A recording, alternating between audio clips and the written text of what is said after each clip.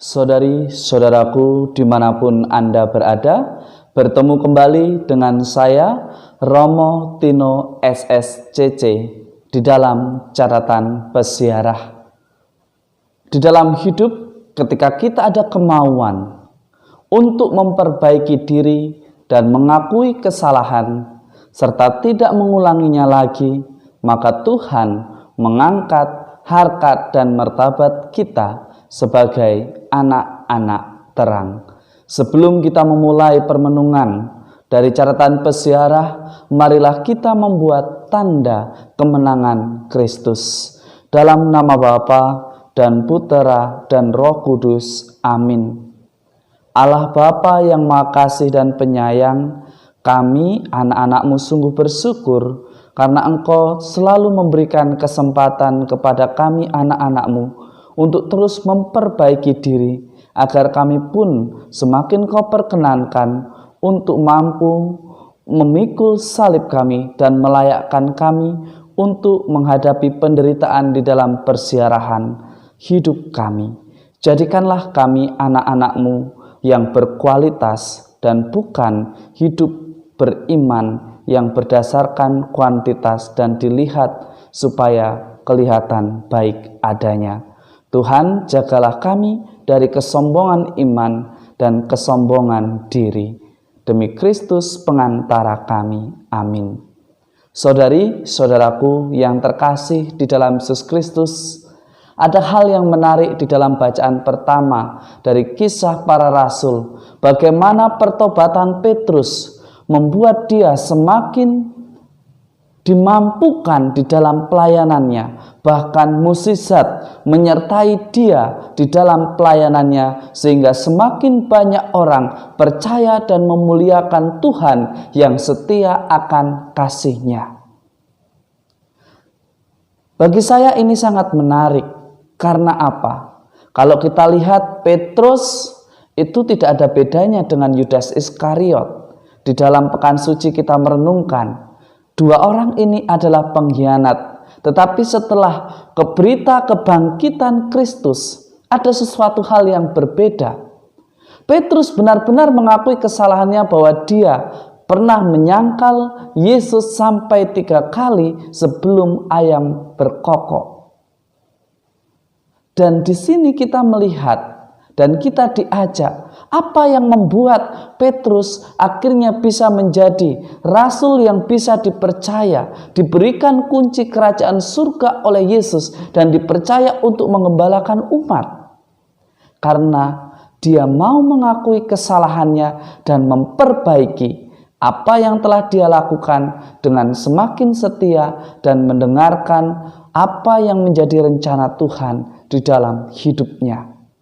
Dan di dalam pelayanannya kita bisa melihat banyak orang semakin memuliakan Tuhan, bukan memuliakan Rasul Petrus. Ini menjadi kritik sekaligus menjadi evaluasi bagi diri kita masing-masing. Apakah di dalam pelayanan saya masih membuat orang yang saya bantu memuji saya, tergantung kepada saya dan terikat kepada saya, kalau bisa dia merasa tidak enak kepada saya. Saudari-saudaraku yang terkasih, kita diajak untuk belajar dari Rasul Petrus. Di dalam pelayanan dia mewartakan sukacita Injili dan bukan membiarkan dirinya dimuliakan oleh orang-orang yang ia sembuhkan, bahkan oleh orang yang ia bangkitkan. Dua mukjizat ini menjadi bukti bahwa kasih Allah setia dan tetap menyertai umatnya yang setia dan mau bertobat serta memperbaiki dirinya. Saudari-saudaraku yang terkasih, di dalam Injil hari ini, dalam Injil Yohanes, Yesus menegur keras kita. Apakah engkau juga akan meninggalkan aku?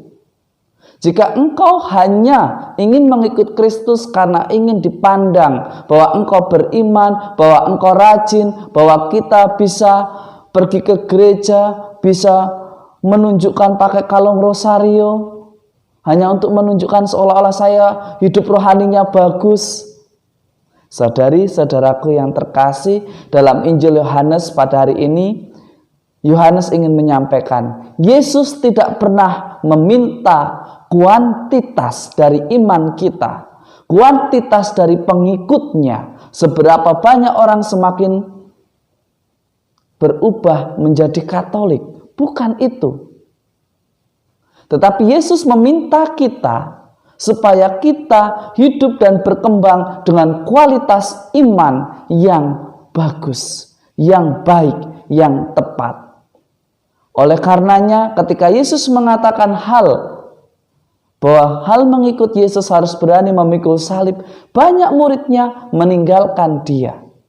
Karena apa? Bagi Yesus yang terpenting adalah kualitas, bukan kuantitas. Orang beriman memandang bahwa ketika kita menderita, kita bersyukur karena kita dilayakkan boleh ambil bagian di dalam memikul salib kita. Salib kita saat ini ialah pandemi COVID-19. Bagaimana kita bersama-sama menghadapi, memikul salib dari COVID-19 ini. Caranya bagaimana? Kita mencoba untuk mengekang diri kita. Jika tidak perlu pergi keluar, kita tetap tinggal di rumah. Tidak perlu kita memamerkan bahwa kita orang Katolik dengan memakai rosario, terus memakai simbol-simbol keagamaan. Yang terpenting adalah bagaimana kita menghidupi nilai-nilai keagamaan kita. Bagaimana kita menghidupi iman kita dengan tetap melakukan doa rosario di bulan rosario, di bulan Maria ini. Di bulan Maria ini kita berdoa rosario bersama keluarga di rumah yang mungkin akan sangat langka. Mungkin tahun-tahun sebelumnya kita tidak pernah berdoa rosario di bulan Maria. Ini menjadi momen kesempatan bagi kita untuk sekolah iman. Untuk hidup bukan hanya karena supaya dilihat, tetapi supaya kualitas iman kita berkembang.